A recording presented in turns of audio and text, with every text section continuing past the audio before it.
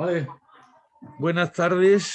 Bueno, nos reunimos una vez más en la Academia de Ciencias, Ingeniería y Humanidades de Lanzarote, en esta aula telemática especial, en el ciclo de calentamiento global y energías renovables. Y esta es la tercera sesión de este ciclo, que lleva por título Energía Sostenible, caso de Canarias, y que va a disertar Roque Calero, que es catedrático de Ingeniería Mecánica en la Universidad de Las Palmas de Gran Canarias. Es autor de diversos planes estratégicos de desarrollo sostenible en general y de manera particular en Canarias, y es académico numerario de la Academia de Ciencias, Ingeniería y Humanidades de Lanzarote. Sin más preámbulos, que daros a todos las buenas tardes, la bienvenida y prestos a escuchar a Roque Calero, que es uno de nuestros asiduos contertulios. Cuando quieras, Roque. Pues nada, buenas tardes a todos. Les he preparado una presentación que espero que les guste o que les sirva de utilidad. La he dividido en dos partes. Una primera parte hablaré un poco en términos generales de la situación energética mundial, que es el escenario donde nos movemos los canarios, como es lógico. He puesto algunas cosas que quizás para muchos de ustedes, algunos de ustedes sean triviales, pero para otros quizás no. Y la segunda parte ya la dedicaré un poco a hablar sobre la situación de Canarias y las perspectivas que tenemos, ¿no?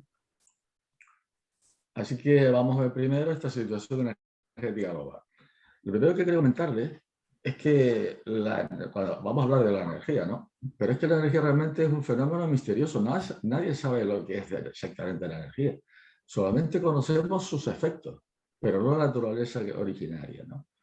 Se define como la capacidad que tiene un cuerpo o un sistema para producir transformaciones sobre otros o sobre sí mismo, con independencia que se produzcan o no. Esto quiere decir que esa definición tradicional de energía como capacidad para producir un trabajo es una definición muy limitada y realmente no es cierta, ¿no? Y por otra parte, la energía tiene que ver directamente con la vida, ¿no? Tanto calidad como en calidad. Estamos viendo estos días el problema que tenemos que hay en Europa, frente a Alemania, ¿no? Y toda la zona central europea, con el suministro de gas. Si no hay gas, no se puede mantener ni la calidad de vida que tienen ellos, ni la cantidad de vida que tienen tampoco, ¿no? Así que la vida, esa cosa misteriosa, está también relacionada directamente con nuestra propia vida, ¿no? ¿Cómo se manifiesta la energía? Bueno, pues hay fundamentalmente estas 5 manifestaciones. Primera manifestación, masas que se atraen. ¿Por qué se atraen las masas? Nadie lo sabe. Simplemente las masas se atraen y ya está. Y definimos unas leyes de atracción y demás. Una visión, digamos, particular de esa energía potencial, energía gravitatoria, la que llamamos energía potencial, ¿no? La segunda manifestación es la energía que tiene un cuerpo en movimiento, llamamos energía cinética. Bueno, pues la energía que llamamos térmica no es más que una manifestación local de la energía cinética. Si las moléculas del aire se mueven violentamente, tropiezan con nuestra piel y nos da más calor, ¿no? La siguiente manifestación es la atracción o repulsión de dos cargas eléctricas. Tampoco nadie sabe por qué se produce eso, simplemente se produce, ¿no? Una manifestación cotidiana, digamos, de esa energía electrostática es la energía que llamamos química. La cuarta manifestación de esa energía es la que se contiene en los núcleos de los átomos, la energía nuclear. Y finalmente, otra manifestación es la energía electromagnética, es decir, una carga eléctrica en movimiento, no se sabe por qué, produce a su alrededor un campo magnético, ¿no? Así que son las manifestaciones de energía que percibimos nosotros, ¿vale? ¿Qué fuente de energía tenemos disponibles en nuestro planeta? Bueno, pues tenemos la energía nuclear, inicialmente la de fisión, algún día quizás la de fusión también. Tenemos la energía térmica, la energía que procede del magma caliente de la Tierra. Tenemos la energía gravitacional de la atracción Tierra-Luna y Sol. Y tenemos la energía electromagnética que nos llega del Sol. Esas son las energías que tenemos disponibles en nuestro planeta. En concreto, la energía que nos llega del Sol, una parte importante, se emplea para evaporar el agua. Cuando cae en altura podemos utilizarla como energía hidráulica. Otra parte se emplea para calentar el aire y llevamos lo que llamamos energía eólica. Otra parte, parte de esa energía del aire en movimiento se traslada al mar y forma las olas, energía del oleaje, undimotriz. Y finalmente una pequeña parte de toda la energía que nos llega del Sol a la Tierra, aproximadamente 15.000 veces la que necesitamos, ¿no? Una pequeña parte, un 0,06%, se transfiere a través de la fotosíntesis en materia viva. Así que solamente lo convertimos en materia viva el 0,06% de la energía que recibimos. Esa energía se ha acumulado durante millones y millones de años en el subsuelo, en forma de carbón, todos sus diferentes niveles de compactación, podemos hablar así, turba, lignito, antracita y hulla. Se ha almacenado en forma de petróleo y de gas. No podemos entrar en detalles porque si no, pues nos llevaría mucho tiempo, pero sí, en petróleo y gas. Y luego también hay superficialmente también petróleo acumulado de lo que llamamos esquistos bituminosos y las arenas asfálticas, ¿no? Y luego tenemos también el gas no convencional, que veremos luego qué es lo que estamos explotando recientemente, que es el gas que se haya metido, incrustado entre los esquistos, las areniscas y el carbón. Así que esa es la energía solar, ese 0,06% almacenado durante millones de años en el subsuelo. En resumen, ¿qué fuente de energía disponemos nosotros en la Tierra? Bueno, primero la de los núcleos atómicos, la energía que llamamos nuclear. En segundo lugar, la que procede del Sol. La que procede del Sol acumulada, ya lo hemos visto, carbón, petróleo, gas, arenas bituminosas, asfálticas. Energía solar actual, la que llega cada día, la fotosíntesis, por una biomasa, la luz directa, solar térmica y solar fotovoltaica, el agua caliente, energía hidráulica de una parte y el caliente térmico del mar, que también se utiliza un poco, y el calentamiento aéreo, energía del viento y el oleaje, como se dice. Luego tenemos la gravitatoria, Tierra-Luna, que significa el movimiento de agua en los océanos, la energía mareomotriz, y finalmente el magma caliente, energía geotérmica. Esas son las fuentes de energía que utilizamos nosotros en nuestro planeta. Le he puesto una diapositiva curiosa, que es cómo estas fuentes de energía han llegado a nosotros. La primera fuente de energía que se utilizó fue la humana y la animal, ¿no? Y la vegetal, desde el principio hasta incluso hasta ahora. Luego vieron las hidráulicas y la eólica, los molinos de viento, las ruedas hidráulicas, luego el carbón, esto fue la primera revolución industrial, pues el petróleo, luego pues el gas, la geotérmica hace poco que la estamos utilizando, la energía solar fotovoltaica hace realmente muy poco tiempo, la nuclear también y las mareas también. O sea que esto es un poco el recorrido histórico de cómo hemos utilizado las energías en nuestro planeta. ¿Para qué usamos la energía? Bueno, pues para esas cosas que están ahí. Los usos finales, residencial comercial, para iluminarnos, para calentarnos o refrigerarnos, para accionar maquinaria, para accionar aparatos de oficina, domésticos y otros. El uso industrial, para producir calor, en los que lo requiera, para accionar maquinaria de todo tipo, para obtención de materiales, la minería y transformación, y para el procesamiento. Luego para transporte. Transporte de personas y mercancías, y transporte de energía eléctrica y transporte de información. He puesto la información a propósito, porque todo el mundo cree que los teléfonos móviles y tal, todas estas cosas consumen energía, consumen muchísima energía. ¿Y cómo ha sido esa evolución a lo largo del tiempo? Pues la tienen ustedes ahí. El hombre primitivo prácticamente la energía lo utilizaba para alimentarse. El hombre cazador para alimentarse y, bueno, y tener también calor y demás y la cocción de alimentos, ¿no? El hombre primitivo agrícola empezó a gastar ya energía también para la producción agrícola, para el cultivo. El hombre agrícola desarrollado empezó a moverse un poco, utilizaba los caballos y demás, y por tanto aparecía un poco de energía en transporte. El hombre de la era industrial consume energía para producir alimentos, consume energía en el sector doméstico, consume más energía en la agricultura y consume en el transporte. Y el hombre moderno actual, fíjense ustedes, lo que más consume prácticamente es transporte, en el consumo doméstico y en el transporte, también en la agricultura. Pero desde luego lo que se ha expandido enormemente es el consumo energético en transporte. Les voy a poner también, les he puesto aquí, en fin, a título de curiosidad, pero quizás sea bueno que tengamos un poco un planteamiento de este tipo, valores de referencia, ¿no? Por ejemplo, una persona, en un esfuerzo liviano, desarrolla 0,15 vatios. Un ciclista cuando está subiendo una cuesta, 0,5 kilovatios, 500 vatios. Un atleta en un momento que sube un esfuerzo grande subiendo un peso elevado, 0,75 kilovatios, o sea, 350 vatios. Digo esto porque nadie piense que en una bicicleta con un motorcito, un generador eléctrico puede, por ejemplo, planchar, ¿no? Con una plancha que consume 1 kilovatio, ¿no? Que tiene de potencia 1 kilovatio. La potencia instalada normal en nuestras casas son 5 kilovatios Y a ver qué tienen ustedes en qué se distribuye esa potencia. Fíjense ustedes que lo más importante es la cocina eléctrica, 1800 kilovatios hora al año, el agua caliente, 2400 kilovatios hora. Es importante fijarnos en eso, que realmente es en calor donde consumimos una alta cantidad de energía en las casas. Y a continuación les he puesto qué ocurre en una vivienda típica europea, Alemania. Pues fíjense ustedes que en porcentaje lo que más se consume en una vivienda típica en un país frío es calefacción. Calefacción. El segundo consumo es transportes y el tercer consumo es agua caliente. Y frente a esos consumos, los demás, todos los vajillas y tal, son realmente casi insignificantes. Esta es una clave, digamos, importante que se puede hacer luego en el futuro, que se podría hacer para modificar estas cosas, ¿no? Pero sí, que quede claro que para una vivienda europea en un país frío, o en un país frío no, o en Brasil, donde el mismo consumo energético se emplea para bajar la temperatura del aire, ¿no? Para refrigeración. Les he puesto también aquí un ejemplo de cómo incorrectamente usamos la energía sin darnos cuenta. Aquí tienen ustedes agua caliente en una casa, agua caliente. Hay dos opciones, termoeléctrico o termo de gas. Un termoeléctrico significa, por ejemplo, de gas natural. Hay una central eléctrica que produce energía eléctrica.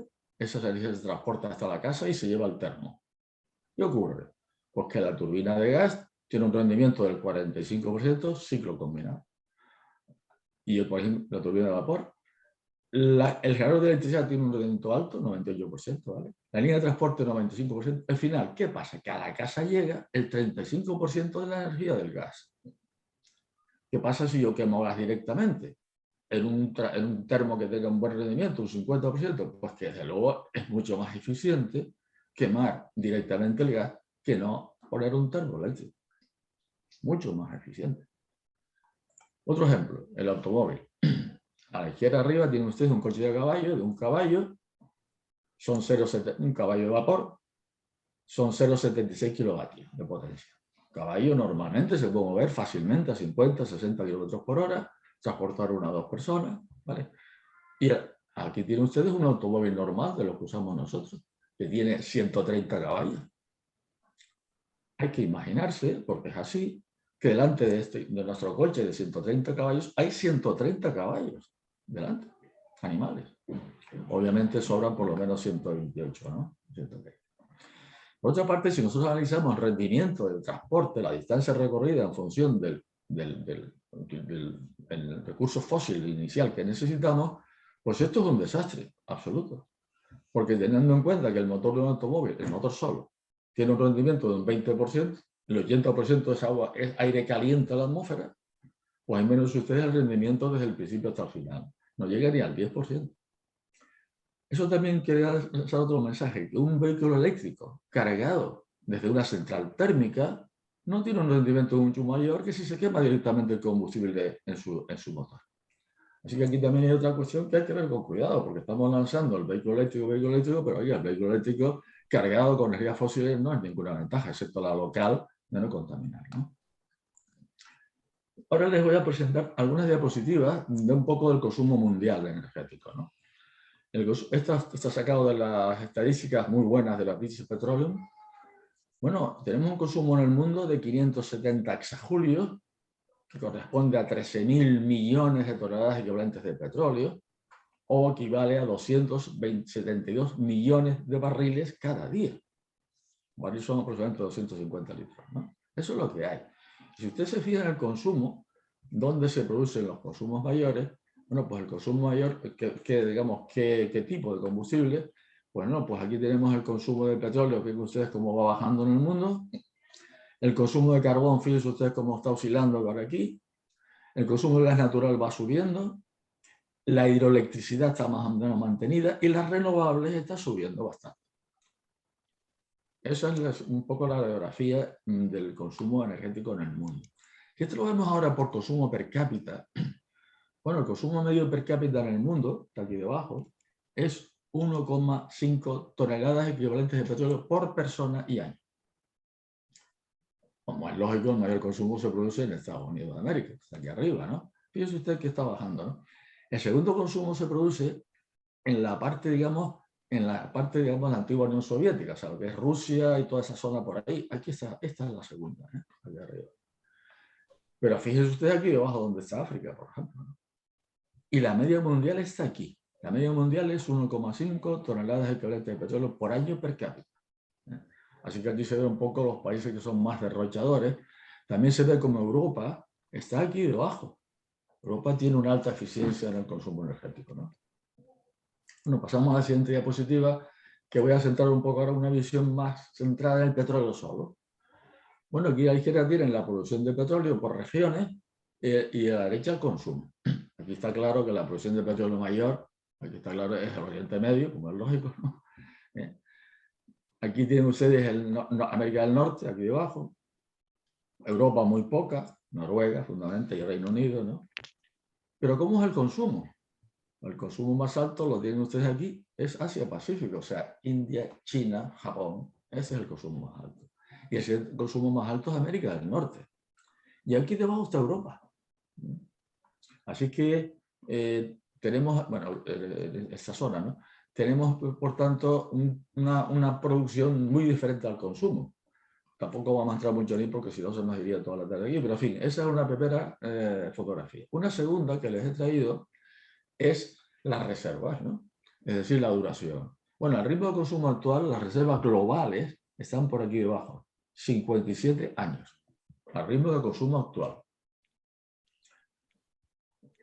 Aquí vienen ustedes como prácticamente las mayores reservas están aquí, en América Central, en relación al consumo, claro, tiene un consumo muy bajo, ¿no?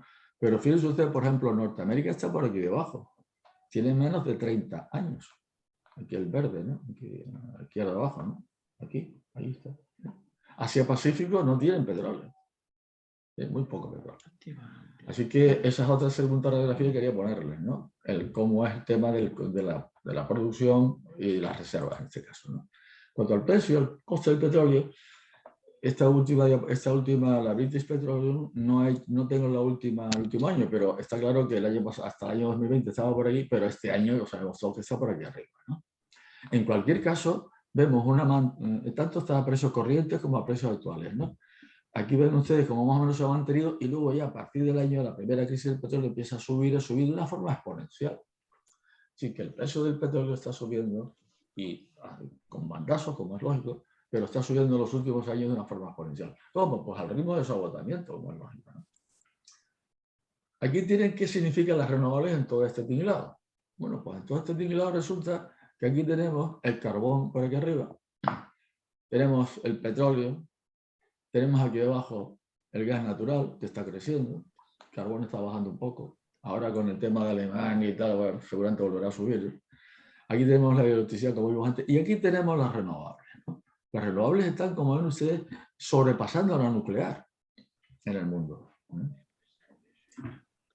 ¿Y qué pasa con en qué países, digamos, están más impulsándose las renovables? Bueno, claramente Europa está en la primera fila, ¿no?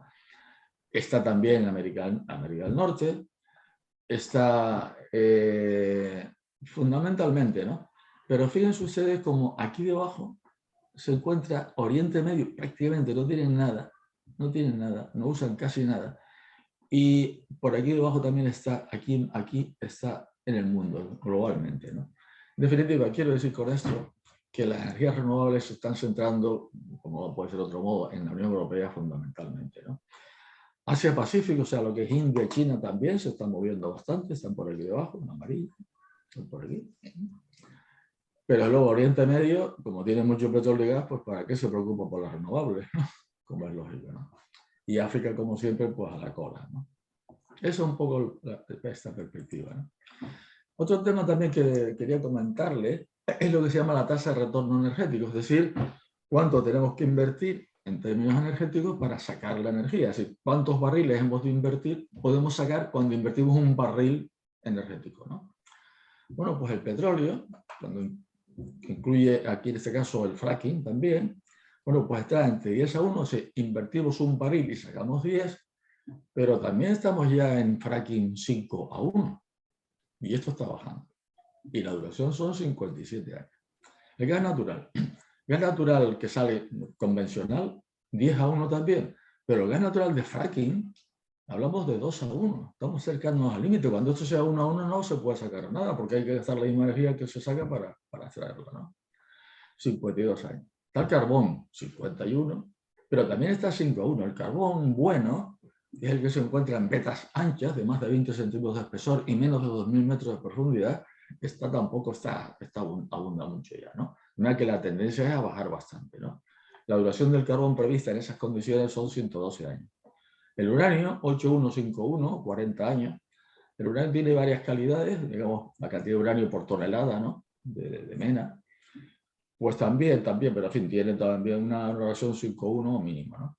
La hidráulica 51 está de luego muy buena, ¿no? Uno hace una inversión en hidráulica y dura 100 años, ¿no? Los embalses y las centrales hidráulicas, ¿no? La solar se mueve entre 3-1 y 4-1. He puesto aquí una inversión, o sea, ha subido. ¿Por qué? Porque ha subido el rendimiento de los paneles solares. Ha subido relativamente, ¿no? Desde luego la duración es ilimitada. Y la eólica 9-1. Esto de la solar, saben ustedes que se criticaba mucho de que se consumía más energía para fabricar las células solares, elevar la temperatura del silicio para convertirlo en cristalino, etcétera, etcétera, que la que produce. No, es verdad, ¿no? Pero en fin, tampoco es una cosa muy alta, 3-1 o 4-1. La eólica sí es más eficiente en este aspecto, ¿no? Bueno, pues teniendo en cuenta eso, me he puesto una diapositiva que realmente ya la semana pasada ya nos hablaron extensamente, ¿no?, de este asunto, pero solamente quería ponerla más, ¿no?, está actualizada, cómo está todo este consumo energético tremendo, el uso fósil está incrementando, ¿no?, la cantidad de CO2 en la atmósfera y las emisiones totales, por tanto, se están disparando, ¿no? Pero en fin, como esto ya pasó una charla interesantísima, no quería poner más cosas, ¿no? ¿Cuáles son los efectos directos? Ya lo no se comentó tanto y me gustaría hacer un comentario. Efectos directos del aumento del CO2. Desde luego, el incremento de temperatura media, precipitaciones globales, pero con fuertes irregularidades, como estamos viendo, fenómenos tormentosos, pérdida de suelo fértil. Suelo fértil tiene 15 centímetros. Cuando ese y tarda cientos de años, miles de años en producirse, ¿no? Cuando se pierde ese suelo no se va a recuperar nunca más. Por tanto, las lluvias torrenciales tienen un efecto tremendo sobre el suelo fértil, ¿no? Y por tanto sobre la producción después. Pérdida de masa selvática, incremento de las zonas desérticas, pérdida de masas glaciales, incremento del volumen de los océanos, tanto por expansión térmica como por aumento del agua procedente de glaciales terrestres, e inundación de zonas costeras. Esos son los efectos directos. Pero ¿cuáles son los efectos indirectos? Que no se habla nunca de ellos. Los cambios en el ecosistema planetario, pérdida de especies, pérdida de permeabilidad vegetales, efectos en la calidad de vida, humo, suciedad, calor, pobreza, inundaciones, efectos sobre el empleo, destrucción del empleo en la agricultura, por ejemplo, efectos sobre la distribución de las poblaciones, las grandes emigraciones producidas por estos efectos, cambio climático, etcétera, ¿no?, por inundaciones. Sobre los costes de la propia energía, porque hay que desarrollar cada vez equipos más costosos para que produzcan menos emisiones, por tanto también es un costo importante, ¿no? Efectos sobre las infraestructuras, hay que construir barreras, hay que construir desaladoras, depurar, hay que hacer muchas cosas. Posibilidad de guerras por el agua y por la inseguridad sobre los recursos crecientemente escasos, ¿no? Efectos psicosociales, estrés poblacional, violencia, etcétera, y en general efectos gravísimos sobre las generaciones futuras. Esto he puesto también otra diapositiva que tiene que ver con la anterior y por eso la he puesto un poco reflejando los costes de la energía.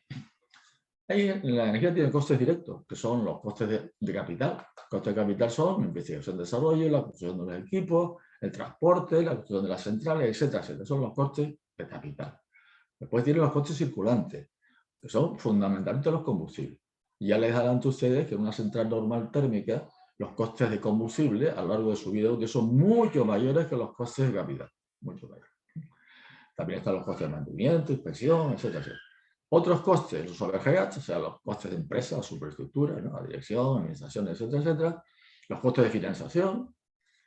Aquí he puesto los costes de desmantelamiento, que en las centrales térmicas sí se consideran, más o menos, pero en las nucleares no, por ejemplo.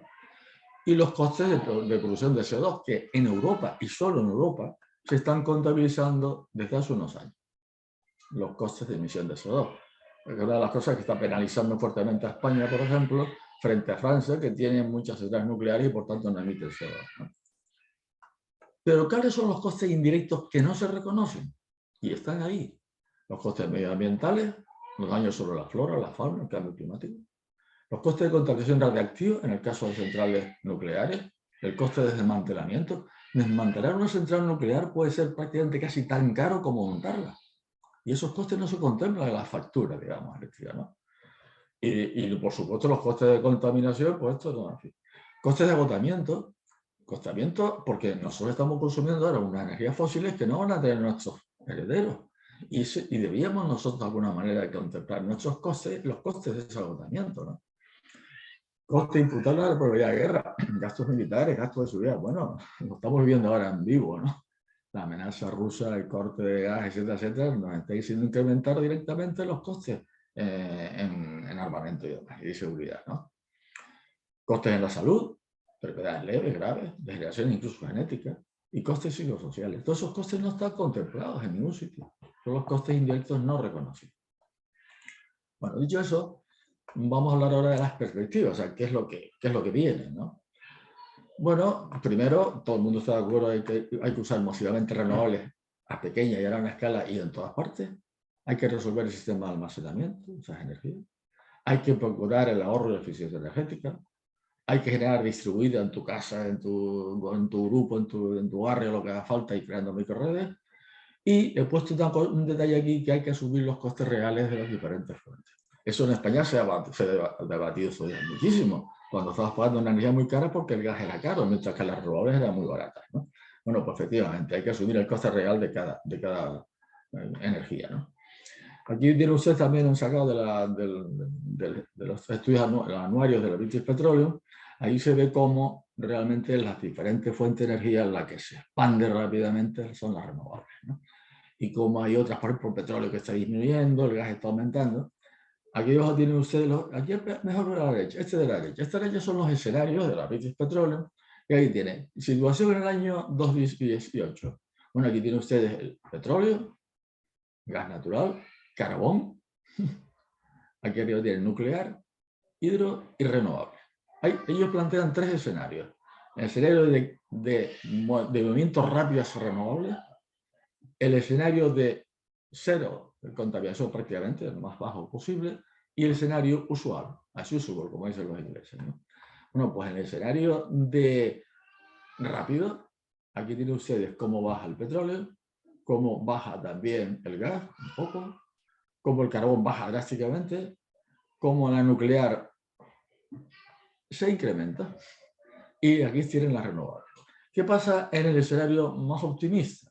Pues el petróleo desciende mucho, el gas desciende también, el carbón prácticamente casi desaparecía, muy poco, el nuclear, como ustedes, se incrementa un poco más, la hidro se mantiene y las renovables son muy altas.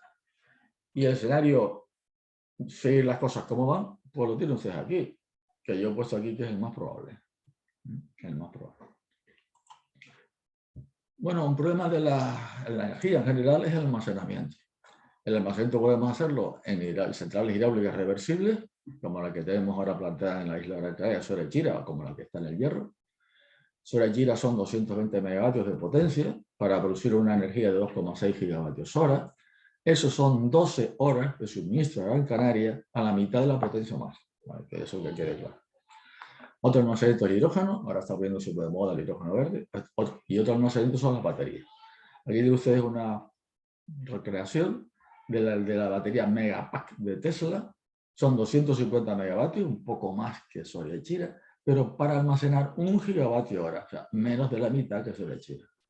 Lo que pasa es que sí, la superficie son 12.000 metros cuadrados y aquí estamos hablando de grandes embalses, ¿no? Esos son los sistemas de almacenamiento realmente aplicables, porque luego los almacenamientos en forma de aire comprimido, inerciales y demás son para pequeños consumos, ¿no?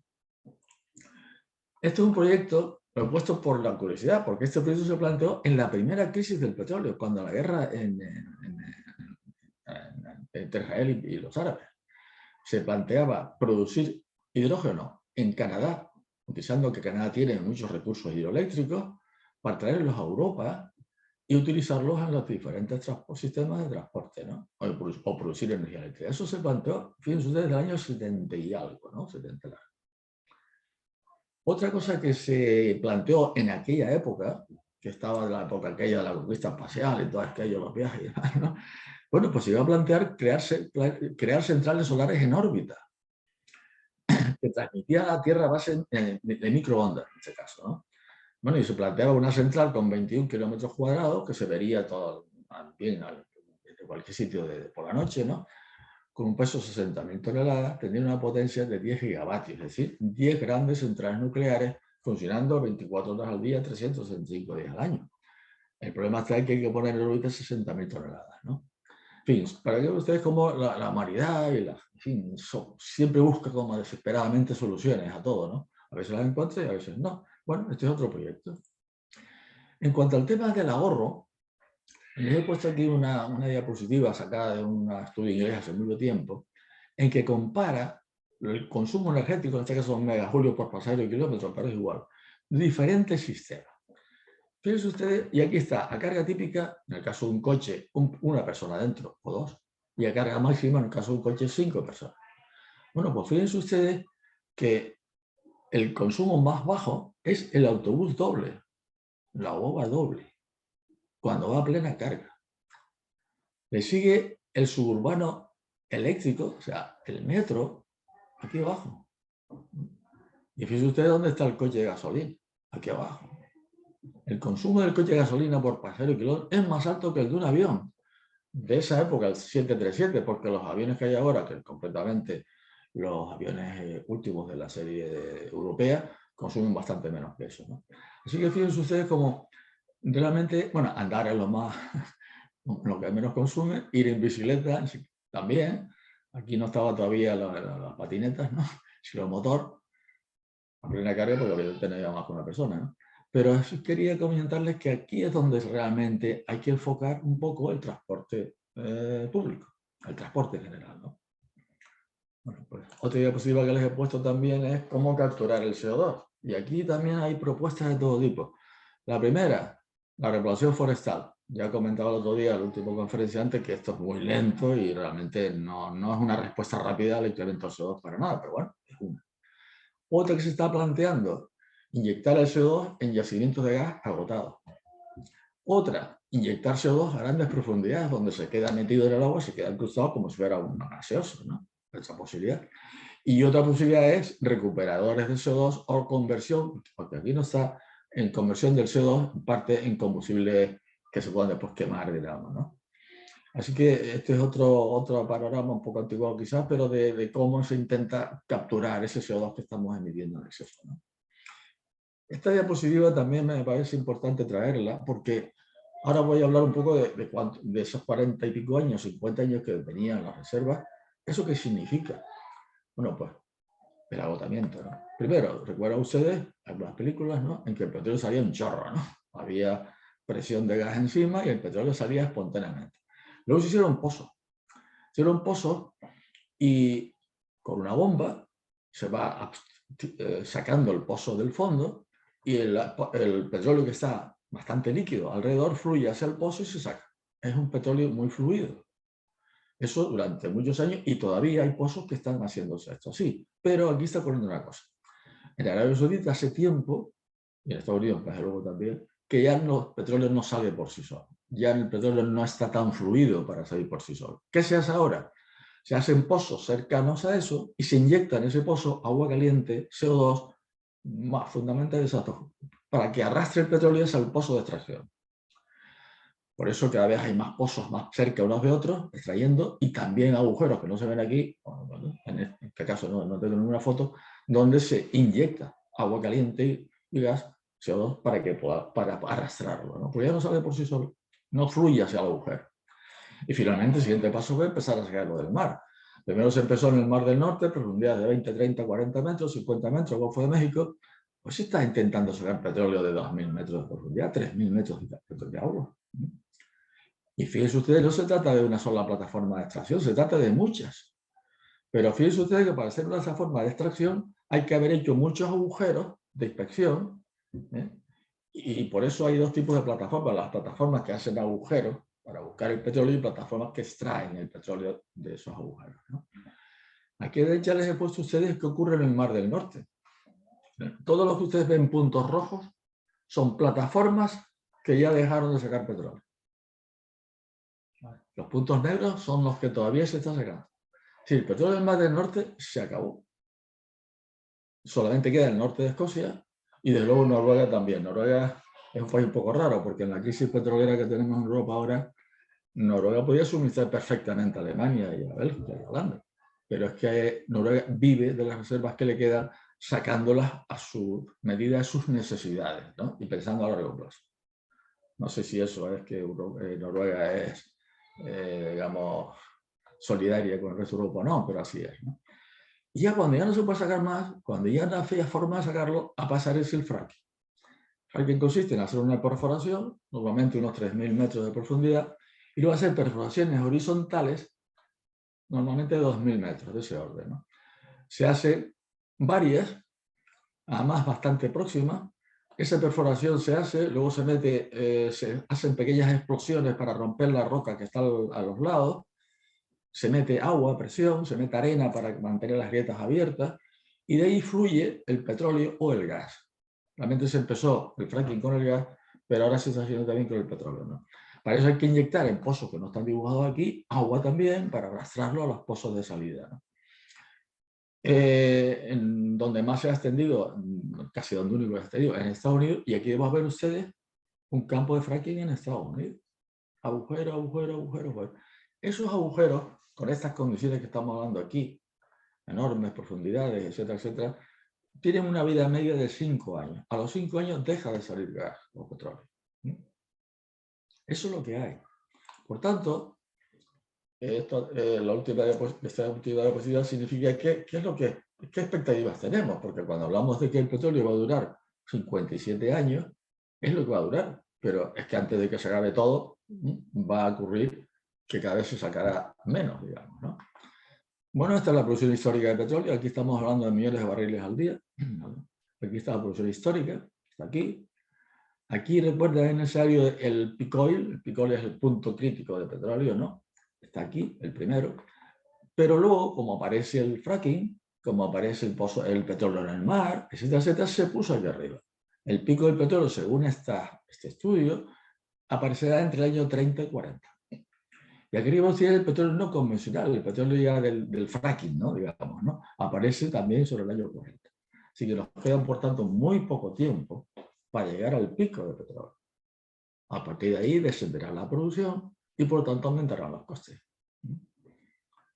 Bueno, pues esa es una visión un poco que significa al final, porque tenemos un problema, ¿no? El mundo tiene un problema. Tiene una altísima dependencia de combustibles fósiles, tiene un despilfarro energético asombroso, especialmente en el mundo desarrollado. Las energías renovables por sí solas son incapaces de suministrar la energía que consumimos en el mundo, especialmente los países desarrollados del norte. Los países pobres tienen pobreza, entre otras cosas, porque son energéticamente muy pobres también. Y el cambio climático tiene un efecto negativo que no podemos soportar. Así que es inevitable una transición energética. Inevitable y urgente. Esa transición no puede ser igual a los países desarrollados que para que no lo están. Para un país desarrollado, una transición energética es consumir menos. Para el país poco desarrollado, la transición energética es consumir algo más. Exige fuertes cambios socioeconómicos y de modos de vida. El cambio puede ser controlado, dirigido, o incontrolado o espontáneo. En el primer supuesto, puede suponer una catástrofe planetaria, o sea, una guerra mundial, no sé qué calibre, que termine con media civilización, pues claro que se ahorra mucha energía después, muchos recursos fósiles, ¿no? Pero lo normal es que sea dirigido. Lo que pasa es que para que esa dirección requiere cambios socioeconómicos bastante profundos. Y eso no se está planteando hoy en ninguna parte. Y esta transición energética y socioeconómica debe enfrentarse bajo un paradigma de sostenibilidad, por tanto, y una fuerte planificación. Y lamentablemente eso no se está haciendo. Aquí he puesto una frase de la BP, de la British Petroleum, que dice: el mundo está en un camino insostenible. Lo dice la British Petroleum, ¿no? Es probable que una caída rápida y sostenida de las emisiones de carbono requiera una serie de medidas políticas encabezadas por un aumento significativo de los precios del carbono. Estas políticas pueden necesitar ser reforzadas por cambios en los comportamientos y preferencias sociales. Retrasar estas medidas de políticas y los cambios sociales pueden generar importantes costos económicos y trastornos. Eso lo dice la mayor empresa, una de las mayores empresas petroleras del mundo. Entonces, yo termino aquí diciendo que no puede haber una transición energética si no hay en paralelo una transición económica, social, y además tiene que ser integral y holística. Y digo eso porque luego vamos a ver por qué tiene que ser así. Bueno, ese es el panorama mundial. Y en ese contexto mundial estamos nosotros en Canarias. Así que vamos a ver un poco la situación de Canarias. Voy a ir más rápido porque la verdad es que el tiempo se va. Bueno, Canarias consume, número redondo, 7 millones de toneladas equivalentes de petróleo cada año. De esos 7 millones, 3,2 millones van al mercado exterior y 3,8 al mercado interior. El mercado exterior es navegación marítima, el 71% bunkering, y la navegación internacional, o sea, lo que es aviación, 28%. Porque aquí hacía años que los aviones que vienen a Canarias desde Europa no cargan combustible en Canarias.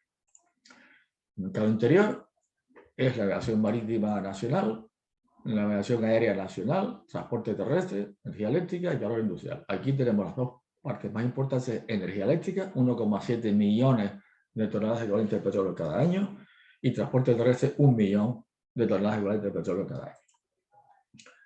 Si vamos ahora a la electricidad, tenemos una potencia eléctrica instalada en todas las islas de 3,3 gigavatios, es decir, 3.300 megavatios. La potencia térmica son 2,6 gigavatios, el 82%, y las renovables son 0,6 megavatios, o sea, el 18%. De las renovables, el 67% es eólica, el 27% solar fotovoltaica y otras. En cuanto a energía, producimos una energía eléctrica 9,3 gigavatios hora año, de los cuales 7,8, el 84% son térmicas y el 16% renovables.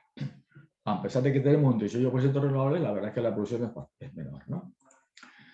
¿En qué va la energía que utilizamos nosotros? Es decir, esos 9,3 gigavatios, una parte se pierden por el camino y quedan 8,8.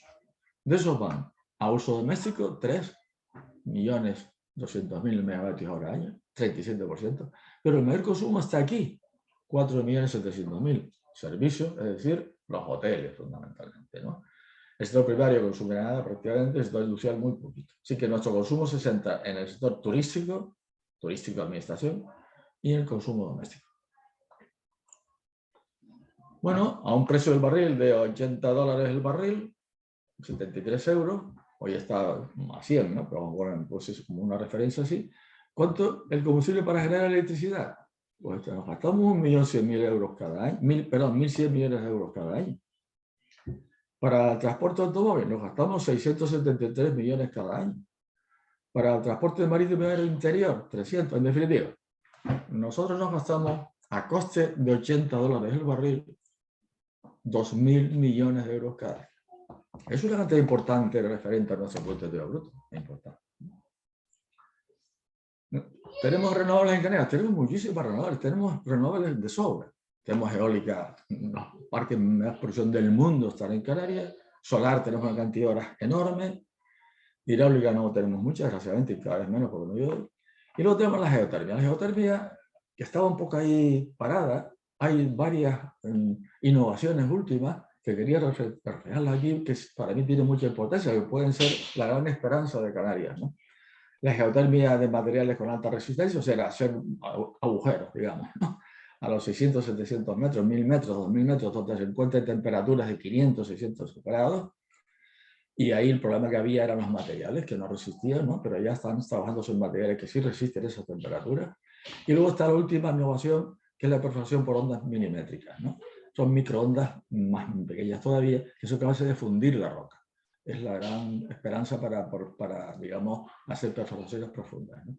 Bueno, esto creo que, pues, dado que Canarias tenemos una zona magmática caliente próxima a la superficie, creo que esto puede ser una gran alternativa. ¿Cuál es la decisión, por tanto, de Canarias hoy? Primero, que los recursos energéticos entonces no los estamos utilizando. Segundo, que tenemos una dependencia elevadísima en combustibles fósiles. Tercero, que tenemos unos altísimos costes de energía importada y además costes van a ser crecientes siempre. Y además seguramente van a crecer más rápido el gas natural que el petróleo.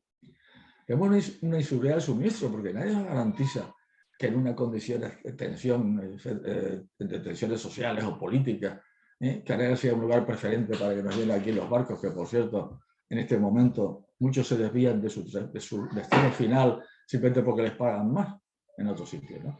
Y no le va a impacto ambiental. En definitiva, se encuentra en una situación energética insostenible pero que es reconducible. No es como Alemania o como Canarias es reconducible, ¿no? A un alto nivel de sostenibilidad en un marco de desarrollo holístico e integral. Es decir, cuando miremos la energía en Canarias, desde todos los puntos de vista, desde el punto de vista del agua, de la industria, del turismo, del comercio, de la cultura, cuando vemos holísticamente la energía, sabremos qué tenemos que hacer para ser autosuficientes. Bueno, he puesto algunos ejemplos, voy a pasar rápido. Hemos hecho muchos proyectos en Canarias del agua. El agua es un consumo, en Canarias, el agua para desalación y bombeo es un alto consumidor de energía. Bueno, pues ya les adelanto a ustedes que el 100% del agua desalada y bombeada se puede sacar con energía renovable. Además, a un coste perfectamente asumible, ¿no? Energía en la agricultura, por supuesto, la agricultura que va a venir, en parte, va a tener necesidad de agua, más agua, y en parte de estar blindada frente al cambio climático. Ese blindaje solamente se puede hacer consumiendo energía. Así que ahí tenemos otra posibilidad también de derivar parte de nuestra energía renovable. En tercer lugar, lo que son los edificios, ¿no? La edificación. Está claro que el mayor consumo es en el sector turístico. Hemos hecho estudios, hemos hecho proyectos y hemos comprobado que haciendo las cosas mejor se puede sale un poquito más cara la inversión, pero se recupera enseguida, ¿no? Y finalmente el transporte que hemos visto también, que es 1.000 millones de toneladas al año, también las renovables tienen un gran juego aquí.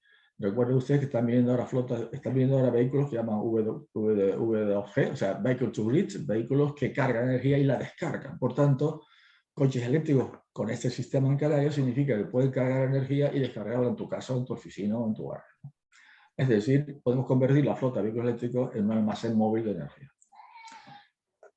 Voy a ir terminando. Yo he hecho unos números y quizás estos números, ustedes van a tener esta presentación disponible. Algunos de ellos no son exactos, pero realmente esto hay que hacerlo con mucho tiempo, ¿no? Pero en fin, más o menos creo que estamos más o menos bien. El ahorro energético, se puede pensar en un 5% de ahorro de energía, de ahorro.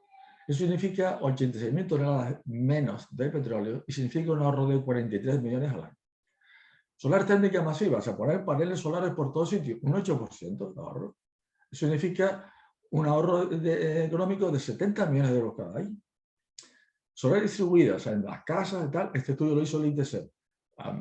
Ellos hablan de 1.800 megavatios hora año. Eso significa un ahorro de combustible de 360.000 toneladas, o en dinero 184 millones. Y si desalamos agua y bombeamos con sistemas aislados de la red, vamos a bajar el consumo un 10%, vamos a ahorrarnos 190.000 toneladas y vamos a ahorrarnos los 27 millones. Es decir, podemos, haciendo estas cosas que están perfectamente en nuestra mano, ahorramos el 10% del consumo de combustible y un montón de millones. Bueno, nos quedan al final 6 millones de megavatios hora que hay que producirlo de otra manera. ¿Cómo? Bueno, con energía eólica. 1.800 megavatios son 5.400.000 megavatios hora. Y cuestan 2.160 millones esos 1.800. Energía fotovoltaica concentrada, o sea, grandes centrales, 500 megavatios, pues tienen ustedes 1.000 megavatios hora. Luego tienen ustedes centrales hidráulicas reversibles, que prácticamente funcionarían en Gran Canaria y Tenerife fundamentalmente, ¿no? 500 megavatios, o baterías. Esto lo he puesto en cursiva porque esto no son generación de energía, esto solamente es mejorar la implementación de las renovables en el sistema, no generan nada, ¿eh?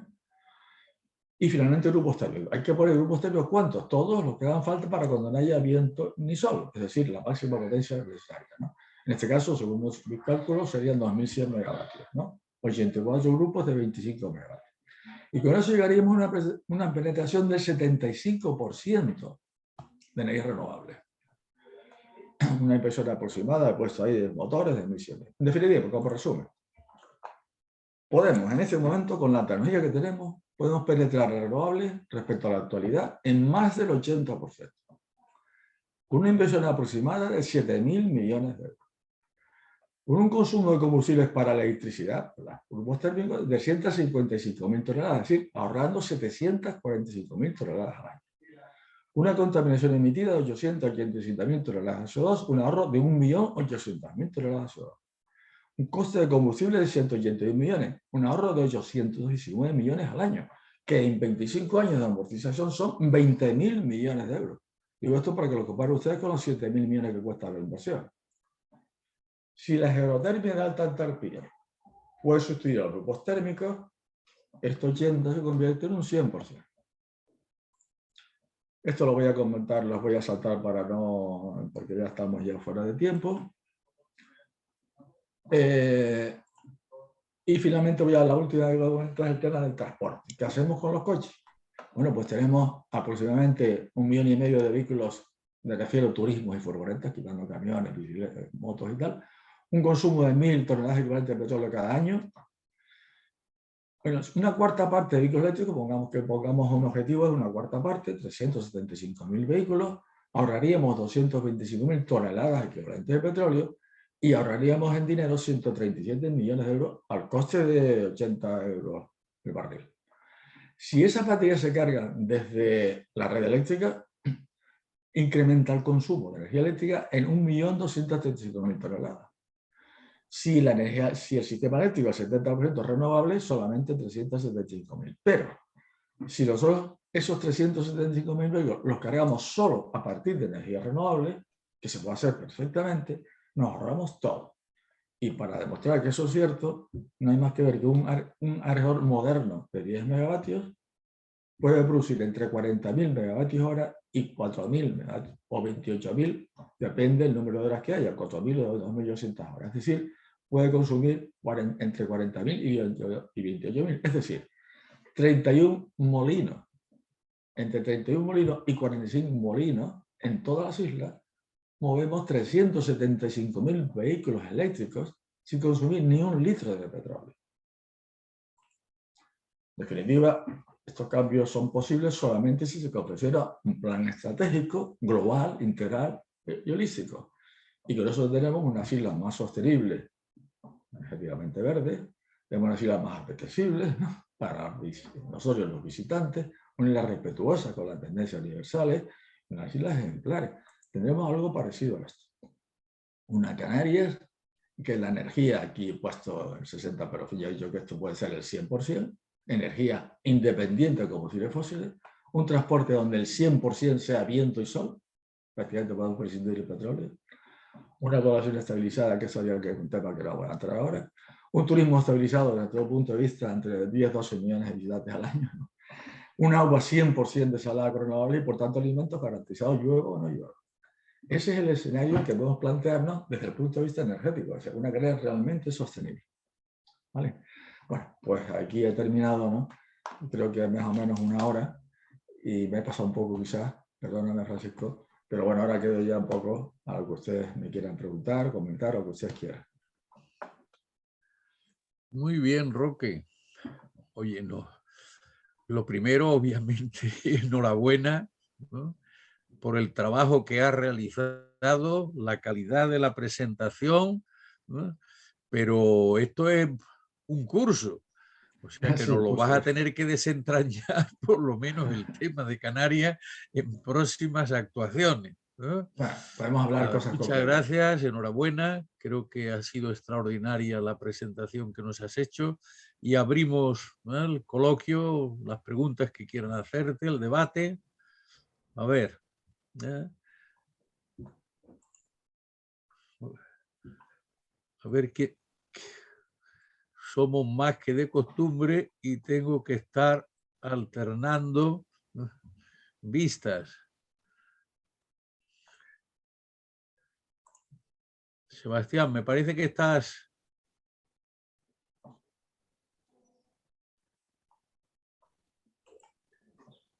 Estaba seguro. Sebastián, Nada, enhorabuena también a Roque por la brillante exposición y la claridad en las ideas. Ha dado la visión global mundial de cómo está la cuestión energética y las propuestas para Canarias. Sería bueno y deseable llegar al final a todos los objetivos que te has marcado, ¿no? Yo entiendo que va a ser bastante difícil, ¿no? Porque, como bien has dicho, eso requiere un cambio estructural importante y social, ¿no? Requiere mucho tiempo, pero sería deseable el lograr energías alternativas en un tiempo relativamente corto. Si no se cubre el 80%, por lo menos llegar al 50%, ¿no? Yo, por ejemplo, quería preguntarte Roque, ¿cómo ves la energía solar, perdón, la energía eólica a base de generadores en el mar, que parece que se están imponiendo? ¿Cuál es tu opinión sobre esta cuestión? Porque puede tener un impacto que a lo mejor es rechazado por el grupo de ecologistas radicales o demás, pero tampoco lo sé, ¿no? ¿Cómo ves esta cuestión? El Sí. sistema offshore. En primer lugar, la energía eólica del mar, hay una cuestión que hay que tener presente, es mucho más cara que en tierra. Sí, el mar es un medio agresivo, completamente agresivo, por tanto las corrosiones son tremendas, ¿no? En segundo lugar, cualquier avería en el mar requiere pues, de un barco para llegar ahí, permisos para poder desplazarse, seguros. Cualquier avería es complicadísimo resolverlo en el mar. Los temporales impedirían trasladarse hasta allí. La energía del mar realmente, la marina, es más compleja, ¿no? Pero el problema está en si hace falta o no. En mis estudios me indican que con las maquinerías modernas que tenemos de aerogeneradores y de gran potencia, tenemos sitios de sobra en los suelos de las Islas Canarias para implantar las energías renovables que necesitamos. Las que necesitamos, no las que queremos poner. Por ejemplo, Fuerteventura ahora mismo, la potencia máxima de Fuerteventura son 140 megavatios. Hay solicitadas potencias eólicas por más de 1.200 megavatios. Imagínense ustedes qué significa eso. Jamás se pueden poner esas cosas, ¿no? Yo he puesto ahí como potencia eólica para toda la región 1.200 megavatios eólicos. Eso, mucho más de eso no se puede poner. Y por tanto, bueno, poner 500 megavatios en máquina de 10 megavatios son 50 máquinas. Quiero decir con esto que teníamos que un poco planificar las cosas un poquito mejor, ¿no? Un poquito mejor. Yo en principio la eólica marina, bueno, puede tener interés. Desde luego en Gran Canaria y Tenerife fundamentalmente, ¿no? En las demás islas no tanto. Pero yo no la veo como prioritaria. Lo que sí veo yo es que hasta ahora se ha hecho un desastre poniendo molinos por todas partes, ¿no? Llegando al territorio de los horarios sin un control, y eso sí que ha sido un verdadero desastre. Pero bueno, se puede reconducir poco a poco para que sea la cosa más lógica. Y insisto, yo no la veo tan necesaria, pero bueno, se puede poner, ¿eh? Se puede poner y evidentemente no tienes nada en tierra, pero bueno, tiene esos problemas, ¿no? Bueno, algo parecido puede ocurrir con la fotovoltaica, ¿no? Requiere También. grandes superficies, los huertos solares famosos que se han tenido que echar abajo en algunos lugares, de la península sobre todo, y es probable que aquí en Canarias, si hay subvenciones por medio y se estimula la colocación de paneles solares en determinadas fincas agrícolas, es posible que vayamos sustituyendo la lechuga por el panel solar. Esto puede ser un peligro, ¿no? Hay que estudiar también con muchísimo cuidado la superficie necesaria y dónde se colocarían todos estos paneles solares. No sé qué piensa sobre esta cuestión. Sí.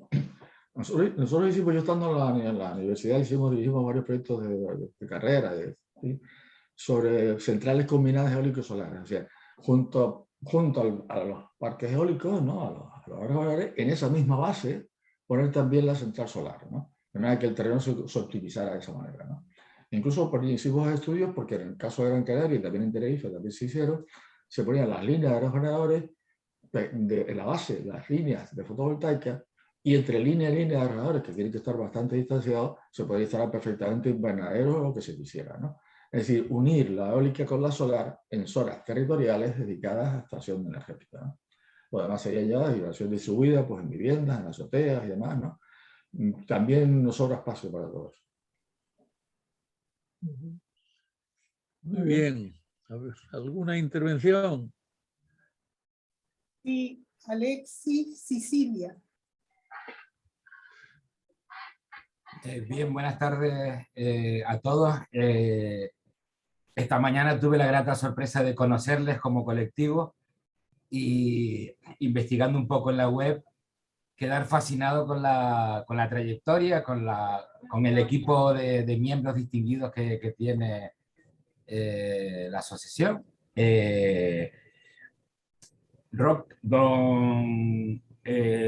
Roque Calero, agradecerle muchísimo su presentación. Para mí es un tema absolutamente crucial. desde una perspectiva holística, como bien dices, ¿no? Estaba esta mañana, a raíz de que descubrí vuestra asociación y que me llegó la invitación a esta ponencia, escuché la ponencia del año pasado y me sorprendió cuando hablabas de poner una central nuclear en, no sé si decías en Lanzarote, a modo de broma, ¿no? A modo de intentar contextualizar que las energías, por el hecho de que la Unión Europea las haya considerado ahora verdes, no tienen por qué ajustarse a cualquier contexto, ¿no? Y no sé, creo que algo conoces un poco de mi trabajo, sino comentarte, trabajo muchísimo con el tema del carbono, con el tema, pero mi interés esencial está en el carbono que fluye en la superficie, tanto el que se genera en nuestros bosques, en la agricultura, como el que importamos en nuestros alimentos, ¿no? Un carbono que creo que en Canarias puede, en los próximos años, desatar conflictos de alta tensión, porque hay apetencias no justificadas, en mi opinión, en muchos casos, por extraer energía de la materia orgánica, dígase de lo más extremo y con todos los respetos, de un nicho de un cementerio hasta una planta de biogás, de las dos cosas ahí en España, pasando por muchas otras fórmulas, ¿no? Quemando la poda de sureste, por ejemplo, triturada en forma de pellets en los hoteles, o hay muchas maneras de romper el ciclo natural del carbono, y creo que si César, distinguido miembro honorífico de esta asociación, estuviera vivo, clamaría en el cielo si le dijeran sobre la lava no va a crecer nada porque lo orgánico que nazca lo voy a quemar para extraer energía, ¿no? Tan desesperados estamos como para hacerlo. La pregunta viene, por un lado, una cuestión de gobernanza. Seguramente habrá tenido usted capacidad de supervisar o hacer seguimiento a las validaciones, a las cartas de apoyo para la financiación de fondos Next Generation. Un torrente de financiación que viene supuestamente para transformar para bien Canarias. Es una oportunidad inmejorable, obviamente. Mi pregunta es, simplemente a modo de intuición o de conocimiento suyo, los fondos de Next que vienen han sido solicitados con criterios holísticos, y ahora viene la siguiente reflexión. ¿Quién paga los fondos Next Generation que vienen a Canarias? En este tema le voy a dar la respuesta. Serán nuestros tataranietos. Por tanto, es muy importante que le demos a ellos. Y la otra cuestión es que los fertilizantes químicos, dado que usted habla de semillas y nutrientes en ambientes de clima controlado, ¿no? Los fertilizantes químicos antes de la guerra, antes de la intervención bélica de Rusia, se habían incrementado en un 300% en el último año. Un incremento de un 300% en los costes de fertilización. Es increíble. Y lo último, que creo que es ahora mismo el tema central, el día 30 de marzo de 2022, hace exactamente 2 semanas, se ha aprobado finalmente la Ley Estatal de Residuos y Suelos Contaminados. En dicha ley, históricamente, por primera vez, se le da marchamo jurídico vinculante a la pirámide invertida. donde el uso material de los recursos locales, en este caso la materia orgánica, ha de priorizarse por encima de su valorización energética. Dicho esto, ¿cree usted que la soberanía energética ha de imponer su criterio a los objetivos de soberanía alimentaria? Muy bien, muchas gracias, Roque. Sí, bueno, en primer lugar, como habrá visto en mi exposición, no comento para nada la posibilidad de usar los biocombustibles, la biomasa de Canarias como recurso energético. Me parece que no tiene ni siquiera sentido, sinceramente, ¿no? Creo que tiene otros usos más importantes. Primero es la reutilización y segundo es la fabricación de compost y por tanto eliminar parte, ¿verdad?, de los insumos de la agricultura que vienen de fuera. Así que yo ni me lo planteo como recurso energético. O sea, me parece que quemar la biomasa y quemar los residuos es una barbaridad. No me lo planteo. En cuanto al tema que comentaba antes, si los fondos Next Generation se han planteado bajo una visión holística, después es que para nada, ¿no? Para nada. Personalmente hicimos un gran esfuerzo para presentar al Gobierno de Canarias un plan estratégico holístico, dentro del cual uno de los ejes era la energía, relacionado holísticamente con todos los demás, y con esas propuestas concretas, valoradas incluso. Para mí aquello podía ser un fundamento importante para enviar a Europa una señal de que queremos hacer un desarrollo sostenible, completo, integral, etcétera, etcétera. Y me da la impresión de que yo no he visto ninguna de las propuestas que hicimos en ese trabajo planteadas, ¿sabes? ¿No? Ninguna, ¿no? Seguimos planteándonos el tren, los trenes, seguimos planteándonos este tipo de cosas, ¿no? Y por tanto, pues no, la respuesta es que desgraciadamente no. ¿Soberanía alimentaria versus soberanía energética? Sí, sí. Nosotros hemos hecho hace poco tiempo, hace 6 o 7 meses, un estudio, un plan estratégico holístico del sector primario de Fuerteventura. Y con una serie de acciones o medidas que proponemos actuar, se puede llegar a un 60% casi de autosuficiencia alimentaria. Un 60%, que es una cantidad bastante buena comparado con el 30% que tenemos ahora. Eso es Fuerteventura. A nivel de todo Canarias creo que podríamos incluso superarlo, ¿no?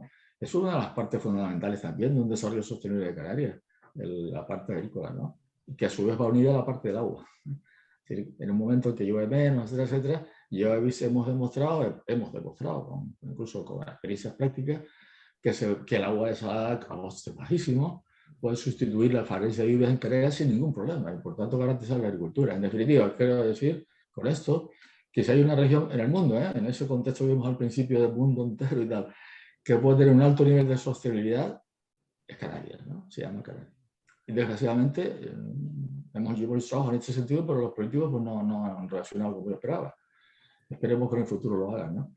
Pero si lo hacen y lo hacen bien, en muy poco tiempo, porque tiempo para mí son 10 años, 15 años, ¿no? Podemos tener una Islas Canarias ejemplares, ¿no? En un contexto de sostenibilidad máximo, ¿no? Muchas gracias. Esperemos que así sea, Roque. Esperemos. A ver, ¿algún otro desea desea participar? ¿Alguna pregunta? Bueno, pues deciros entonces que la semana que viene tenemos un conjunto de actividades culturales en Fuerteventura y en Lanzarote en conmemoración de la gran figura lanzaroteña César Manrique, lo que llamamos las jornadas César Manriqueñas, que vamos a dar comienzos a ella como una especie de preludio a un acontecimiento que teníamos retrasado como consecuencia de la pandemia, que es el homenaje al doctor Arístides Hernández, el lunes en Fuerteventura. El martes estaremos también en Fuerteventura y después de miércoles a viernes distintos actos en Lanzarote, todo ello en homenaje a César Manrique. En la web de la academia pueden ver el programa y nos veríamos muy honrados con que asistieran a los distintos actos organizados. Muchísimas gracias. Con esto hemos... Paco, momento. ¿Perdón? Abelardo levantó la mano. Quería hablar. Abelardo, perdón. Sí, yo había levantado la mano simplemente para felicitar a Roque. Roque, me ha parecido una conferencia magnífica, extraordinaria, un marco conceptual estupendo para reflexionar todo sobre estos temas y concretamente sobre los temas canarios. Así que me parece una conferencia de suma actualidad, de sumo interés, que quiero agradecerte por la gran claridad con que la has expuesto.